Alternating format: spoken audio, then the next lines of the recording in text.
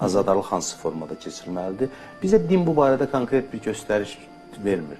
Hər bir xalq öz mədəniyyətinə uyğun şəkildə əzadarlıq mərasimləri keçirir. Məsələn, İraqda mən görmüşəm, insanlar torpaq çəkir alnına, paltarına. Bu bizdə biraz normal qəbul olunmaz bu.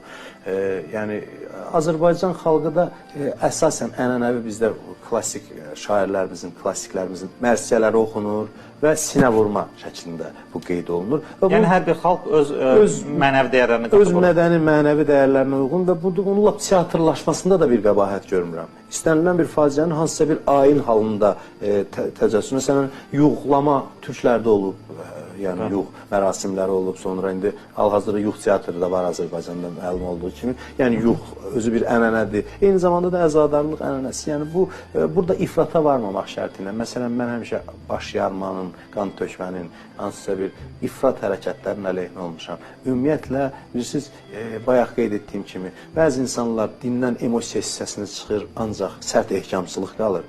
Bəzi insanlar emosiyaya söykənir, rasional düşüncəni kənara qoyur. Hər ikisi ifratdır. Yəni, bir insan emosional bir yanaşma sərgilirsə, amma ağıldan uzaq yanaşmadırsa, rasionallıqdan uzaq yanaşmadırsa, gülünc səhnələr, ifrat meydana çıxır. Eyni zamanda bəzi cərəyanlar var ki, hissi, emosiyanı tam inkar edir və sərt ehkamçı və radikal cərəyanlar belə meydana gəlir. Biz əslində əzadarlıq bizim üstünlüyümüzdür. Mən hesab edirəm ki, biz üstünlüyümüzü zəiflik kimi qəbul etməməliyik. Azərbaycanda fəxr etdiyimiz bu tolerant mühit, Azərbaycanda fəxr etdiyimiz bu dözümlülüyün amillərindən biri də İmam Hüseyn məhəbbəti də hesab edirəm. Dinə məhz məhəbbət və mərhəmət yönündən yanaşmaqdır. Bir millət əgər 1000 il bundan qabaq baş vermiş bir zorakılığa bugün də etiraz edirsə, o zorakılıq etməz. O din adı ilə baş kəsməz. Ona görə də əslində bu ənənələrin Azərbaycanda yaşaması radikal cərəyanların qarşısını alan əsas amillərdən biridir, hesab edirəm.